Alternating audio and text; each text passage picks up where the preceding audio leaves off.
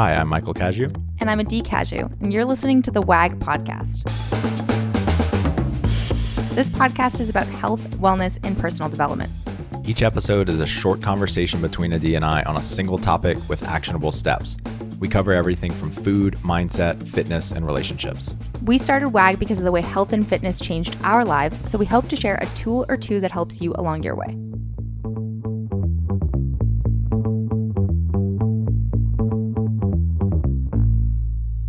Welcome back, guys. Thank you for joining us. Today, we're going to talk all about morning routines.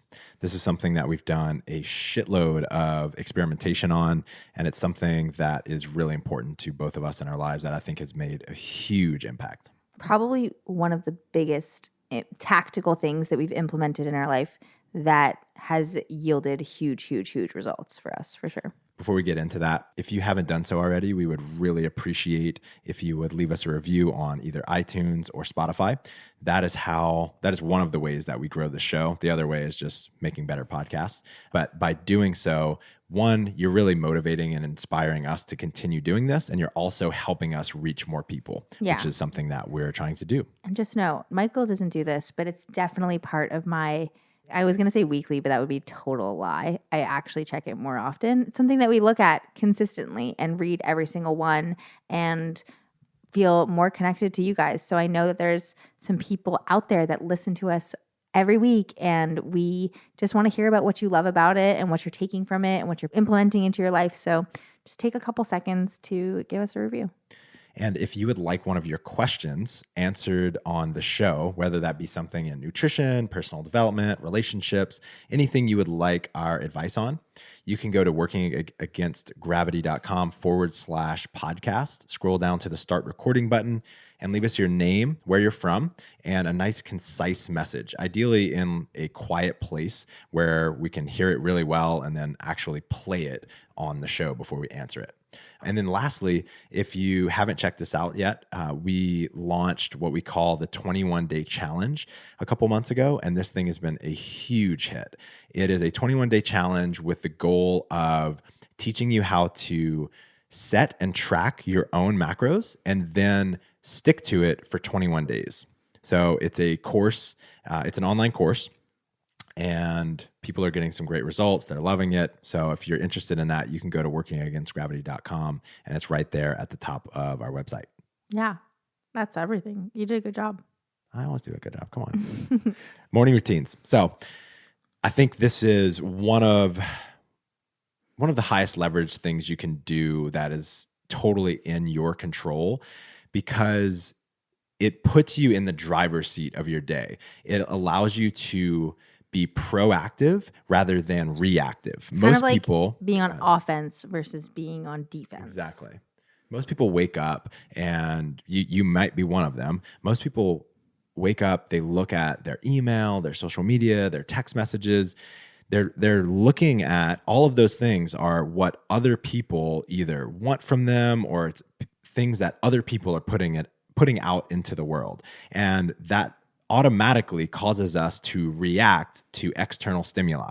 And so we're reactive rather than proactive or creative. So this puts us in the driver's seat. And it totally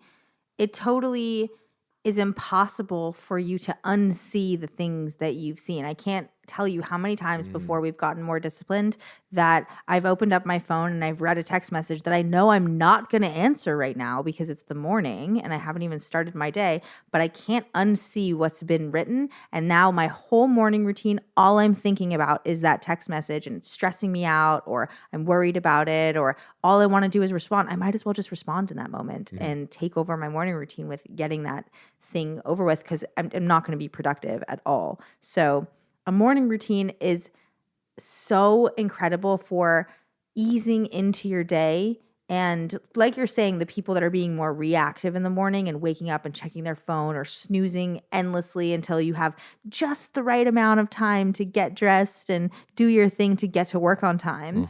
You have this feeling of always catching up. Yeah. Like I'm just getting to work on time. And for most of us, it takes a couple minutes, maybe even more, to sit at the desk, get acquainted with your email or whatever it is that you have to do for the day before you can actually get into it and get started. So if you don't have a morning routine can help you feel like you're ahead of the day. So you get to work and you don't have that catching up feeling of I always have to try and catch up with the day. There's not enough time. I can't get enough stuff done. And you always have that it's like a feeling of like I'm rushing all the time when you don't have to Even though you have the rushing. same amount of things to do Exactly. as you did the day before. So a morning routine is completely when I'm super dialed in with it and I'm doing it consistently and now we have things that we know work, it makes me feel none of that.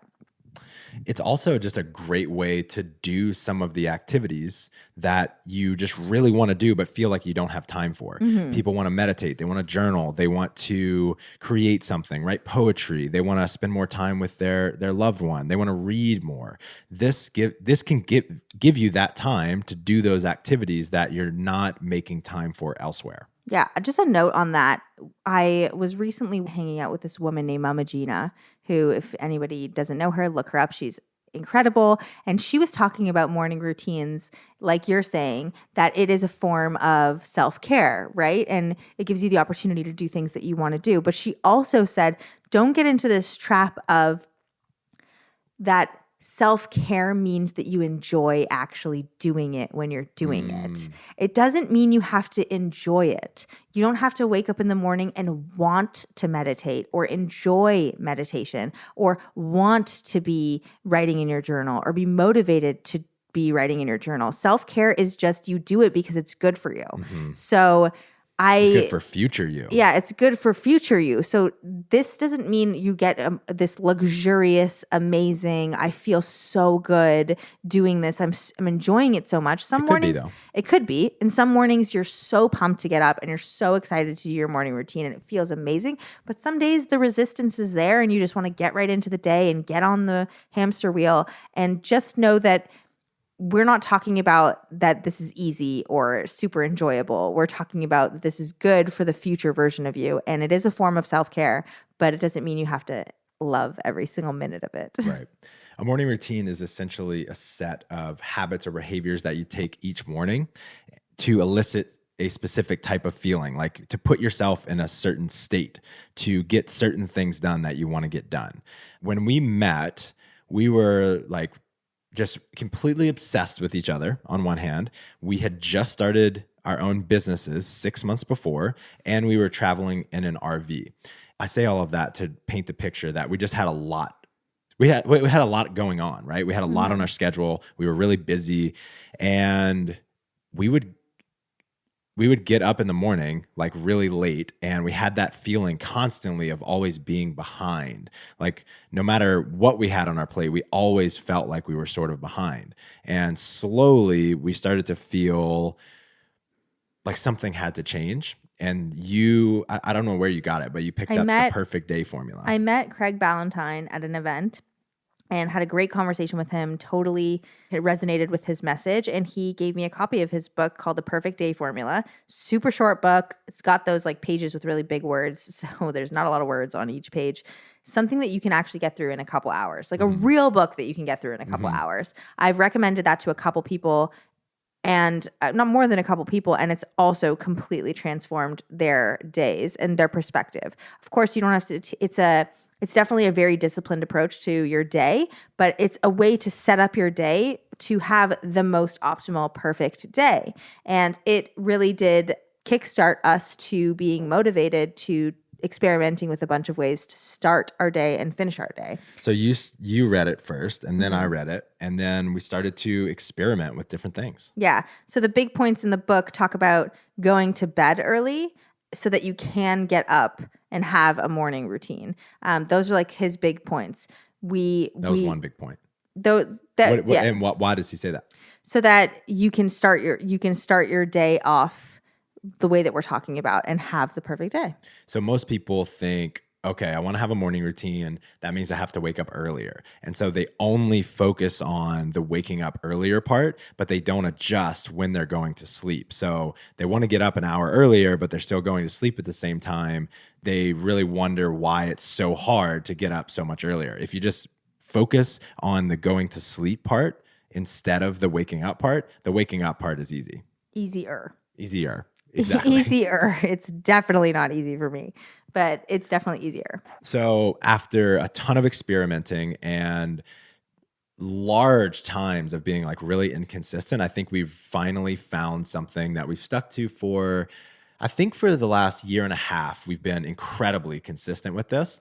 That just really works well for us. And we mean consistent, not just when we're home. It also comes with us when we travel. It also comes with us in difficult scenarios. And we continue to do it because it actually has that much of an impact on us that it's worth pushing to do even when it's hard.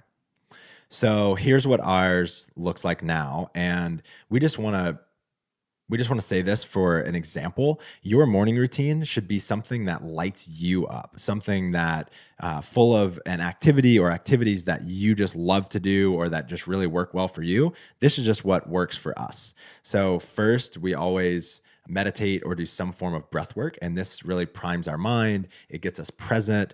And we believe that meditation and being present in your life is literally the most important thing you could possibly train, because it allows you to enjoy what you're doing. It allows you to give your full attention to whatever is in front of you. Yeah, it allows you to reduce your stress, to notice your stress. It can really help you tremendously.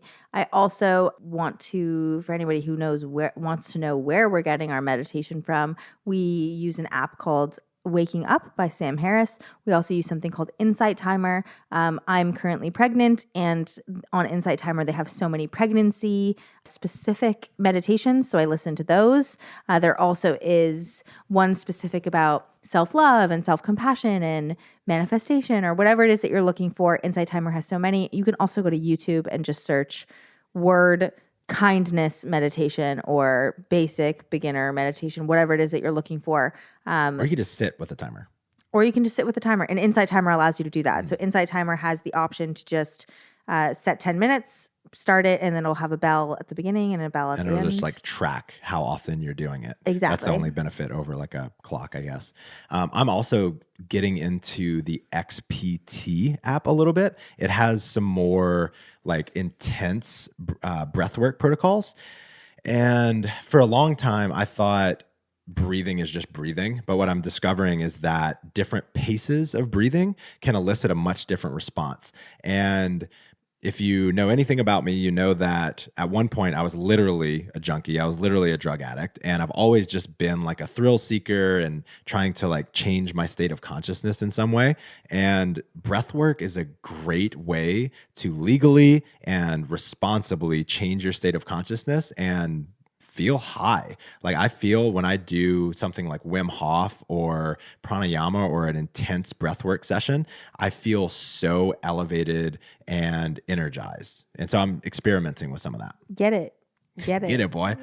So we always start out with that, and that's priming our mind. Then we move on to either Ramwad or some other form of yoga. We have a yoga studio really close to us now that we go to sometimes.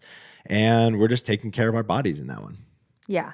That one's harder for me than it is for you. You love Ramwad. I don't love, that's one of those things that I really don't love it. I just it's good love how it makes me feel Yeah. after. I actually really don't like it a lot of times. It's hard. It's like boring. Yeah. That's it. Yeah. I haven't really considered that, but I'm committed to doing that every single day. So that's kind of like the the Mama Gina self-care thing. Like you do it because future you is going to benefit from it. And then on the third thing that we do is we clear our minds a little bit more after meditation, after Ramwad, and we journal or plan for the day. Or I know at this point, Michael starts to make coffee for us, and then he brings coffee back in. Yeah, it's coffee, then journal. Coffee. Very specific. We are very specific about it. I often write some type of poetry. Lately, I've been doing a haiku each morning, which is a 5-syllable, 7 syllables, 5 syllables. It's a pretty fun, easy way to write some poetry and feel like a poet. And that's just a way to get our thoughts out on paper. I know both of us generally for journaling do what people call morning pages or just free-flowing thought for 2 to 3 pages. If you want to do 1 page, half a page, doesn't really matter. Free-flowing thought, just whatever is coming up in your mind, just putting it down on the paper. I don't know about you, but for me, this is often incredibly disjointed where I'll just jump from thought to thought to thought to thought. Mm-hmm. So it's no one's reading this. I know there's zero judgment about this. It's just what is popping up in my mind comes out on the paper. And this for me has been incredibly insightful because I have noticed similar thoughts coming up daily that I didn't even know were consistent things that were in my mind. Mm-hmm. So maybe an issue with a friend or feeling like I want to connect with a specific person or a stress that I'm having keeps coming up on the paper. And then it is another notification beyond meditation that I need to address that thing in my life, or it's something important to me. Then I will write about things that I'm working on either at work or in our relationship. And I'll ask myself on a scale of 1 to 10, how am I doing on that? I'll rate all of those. And then if I'm lower than I want to be, I'll ask if there's any action step I can take to move those numbers up. And then I visit some goals. And again, I look at, is there any action I can take to aggressively move towards any of these goals? And then after that, occasionally, if we have time, we will read or go on a walk, or we'll just start to have breakfast. And by the end of that, we feel like really taken care of, really present, and ready to tackle the day. This takes roughly in total 60 minutes. That's how much time it's generally taking us in the morning. I do want to say just often you can hear somebody else's experience and you can want to jump in exactly where they are. And I just want to reiterate that this took us a long time to get to this place. So my suggestion, if you're not into morning routines already, if it's not something that you're already accustomed to, waking up in the morning and doing something outside of brushing your teeth and putting your clothes on before you start your day, I would pick one thing for the shortest amount of time that you feel like you can there's an 80% chance that you're actually going to commit to it, and do that for a little bit first. That's how we got here. I think there's this thing about podcasting or social media where you see where somebody's at and you want to be where they're at. So you jump in there where you don't end up realizing that there was a lot of work that they had to do to get there. So I don't want to make it seem like we just added in 60 minutes into our mornings seamlessly. This took legitimately years of working and trying and experimenting and finding what works best for us. Yeah. So how to implement this yourself. Number one is starting small and just picking ideally one thing to start off with. Number two is to do everything you can to maintain your integrity and your consistency with that one thing. So for instance, if you're going to say you want to meditate, talk about specifically how long you want to do it. Think about, decide where you want to do it, when you want to do it, what it comes before, what it comes after. So let's see, what is anchoring? Anchoring is you already have a habit like brushing your teeth. And if you decide that meditation comes after brushing your teeth, that's called, I think, habit anchoring. Habit stacking. Habit stacking. Yeah. So it's what he's talking about is just making as many decisions ahead of time so that you don't have to have this decision-making process in the moment, which can lead to ultimately deciding not to do it at all. So if you've decided all of the things he's talking about, where you're going to do it, when, all of that, it's going to make it more likely that you're actually going to follow through. And then once you've been consistent with this one thing for ideally at least like a month, then add a second thing. And one thing you can consider is stick to that one thing for a month. And then some days, if you just have more time, feel free to do bonus stuff. But the key here with any habit is to just be consistent with that one thing. So rather than trying to start with 5 things and then inevitably, life gets in the way and it starts to, you don't do it one day, you don't do it another day, and then it kind of falls apart. Pick one thing that you can do every single day. Start really small, nail it so that it becomes like just a part of who you are, becomes automatic, then add from there. Yeah. It's not about not doing more things. Sure, like Michael's saying, add on extra, but make success or what you're aiming for lower than all of those things added. All of those things are added bonuses on top of it so that we just want to limit the opportunity for you to fail so that you stay motivated, that you can still do it. And after experimenting with this for a while and figuring out like what really makes sense for you, I think that you'll start to look forward to your mornings. I love our morning routine. I just absolutely love it. And there is sometimes where we get up in the morning and we know we have some opportunity to have even extra time, like on the weekends. This is something we do on the weekends. Mm-hmm. You know, we look forward to the weekend morning routine because we know we have less responsibilities, less obligations, less reason that we have to stop it, and we can drag it out a little bit longer. It is really can actually feel very luxurious at moments. Mm-hmm. Yeah, if you're consistent with this, I just truly believe that the way that you go through your entire day you'll have a greater sense of ease, you'll have a little more confidence, and you'll be proactive. You'll stop feeling like you're constantly having to react to what other people want from you because you're on offense, as Adee said earlier. You get all this extra space, and with all this extra space, you have the opportunity to show up as the kind of person you want to show up as, which feels really, really, really amazing. I highly recommend experimenting with a morning routine. And if you already have one, then we definitely want to hear about it. We want to hear about what's working for you. Maybe you have some ideas that we haven't tried before, and we would love to upgrade and integrate that into our life. So reach out to us on social media. At Michael Cashew, at Adee Cashew. Or if you're going to pick something from this episode and you're going to try it for 30 days, let us know about that too, and let us know how it's going, maybe how it's impacted your life, what you're getting from it. Is it hard? Is it not? We can give you a little pep talk if you need it. Yeah, we're here for it. Peace.